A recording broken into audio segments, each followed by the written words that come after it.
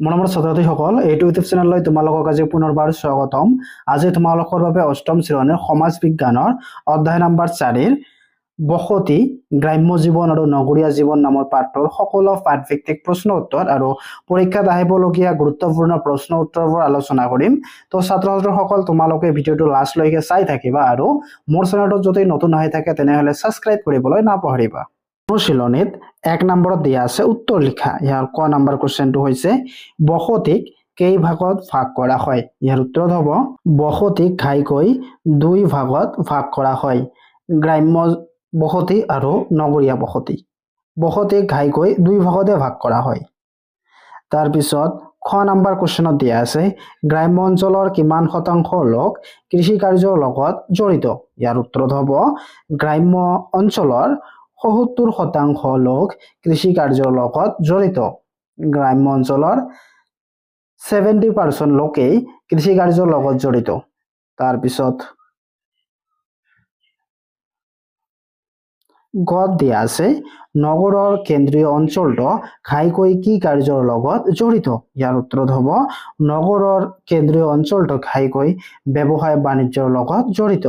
কি নগৰৰ মানুহবিলাক ঘাইকৈ ব্যৱসায় বাণিজ্যৰ লগত জড়িত থাকে। তাৰপিছত ঘ নম্বৰ কোৱেশ্চনত দিয়া আছে উৎপত্তিকালৰ ভিত্তিত ভাৰতৰ নগৰসমূহক কেইটা শ্ৰেণীত ভাগ কৰা হৈছে? ইয়াৰ উত্তৰ হ'ব উৎপত্তিকালৰ ভিত্তিত ভাৰতৰ নগৰসমূহক 3টা ভাগত ভাগ কৰা হৈছে। কেইটা ভাগত? 3টা ভাগত ভাগ কৰা হৈছে। 9 নম্বৰ কোৱেশ্চনত কৈছে লোকপিয়ল বিভাগে নিৰ্দিষ্ট কৰি দিয়া মতে ভাৰতৰ নগৰ এখনৰ প্ৰাৰম্ভিক জনসংখ্যা কিমান হ'ব লাগে? কি কৈছে ইয়াত লোকপিয়ল বিভাগে নিৰ্দিষ্ট কৰি দিয়া মতে ভাৰতৰ নগৰৰ এখনৰ প্ৰাৰম্ভিক জনসংখ্যা কিমান হ'ব লাগে? ইয়াৰ উত্তৰত দিছে লোকপিয়ল বিভাগে নিৰ্দিষ্ট কৰি দিয়া মতে ভাৰতৰ নগৰ এখনৰ প্ৰাৰম্ভিক জনসংখ্যা ৫৫০০ হ'ব লাগে। কিমান?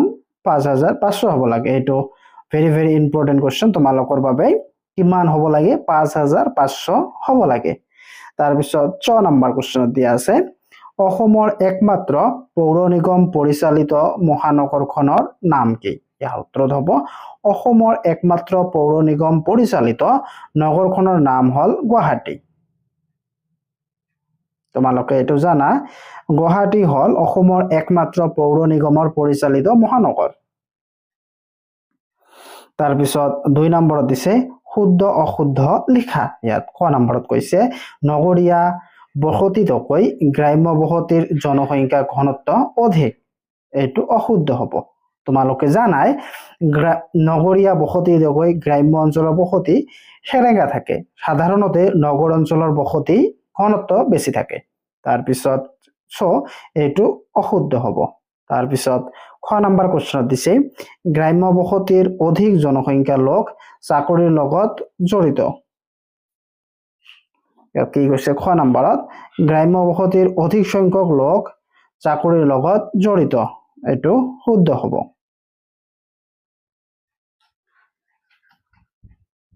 তাৰপিছত গত দিয়া আছে নতুন দিল্লী এখন প্ৰশাসনিক নগৰ।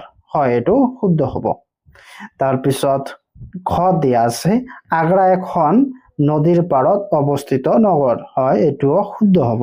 তাৰপিছত অংগত দিছে শিলচৰ বৰাক নদীৰ পাৰত অৱস্থিত। এইটোও শুদ্ধ হ'ব।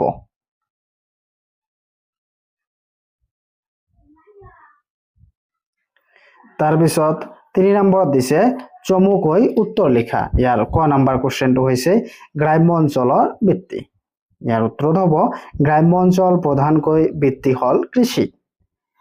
খেতি বাতিৰ উপৰিও গাঁৱৰ মানুহে মাছ মৰা, মাটিৰ বাচন তৈয়াৰ কৰা, জীৱ জন্তু পোহা, সৰু সুৰা ব্যৱসায় কৰা আৰু চাকৰি আদিৰ সহায়ত জীৱন যাপন বা জীৱন নিৰ্বাহ কৰে।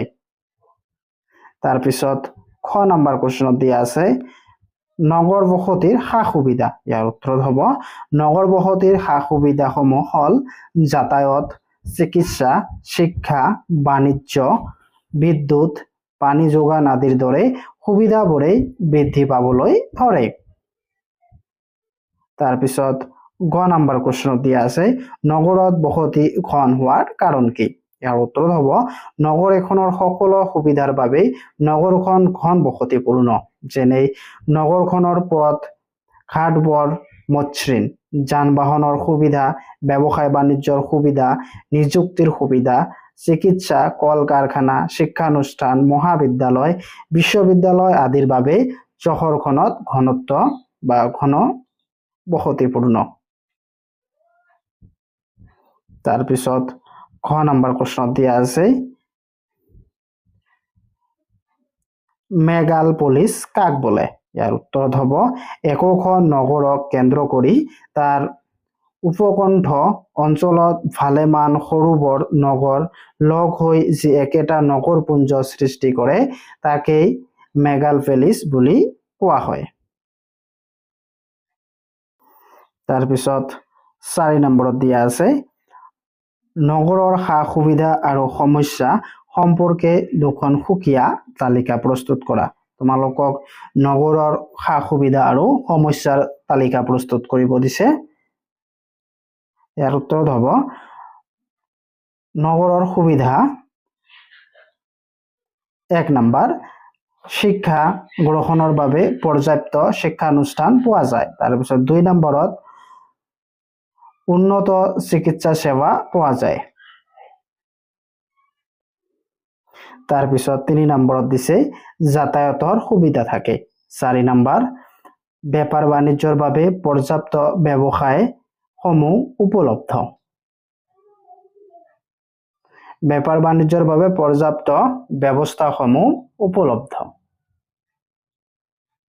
তাৰপিছত 5 নম্বৰত দিছে পৰিকল্পিত ঘৰ দুৱাৰ দোকান সজাৰ ব্যৱস্থা থাকে। তাৰপিছত 6 নম্বৰত দিয়া আছে নিয়োগৰ সুবিধা বেছি। তাৰপিছত 7 নম্বৰত বেংক পাইকাৰী আৰু খুচুৰা বিক্ৰী কেন্দ্ৰসমূহ সহজলভ্য। তাৰপিছত নগৰৰ সমস্যাসমূহ হ'ল 1 বিশুদ্ধ খোৱা পানীৰ যোগান পৰ্যাপ্ত নহয়।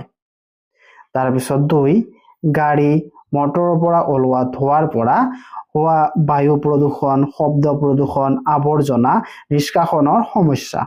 নদী আৰু নলা নৰ্দমাক ডাষ্টবিন হিচাপে ব্যৱহাৰ কৰা হয়। তাৰপিছত 3 নম্বৰ সমস্যাটো হৈছে কৃত্ৰিম বানপানীৰ সমস্যা, খেলপথাৰ, উদ্যান আদিৰ দৰে মুকলি ঠাইৰ অভাৱ।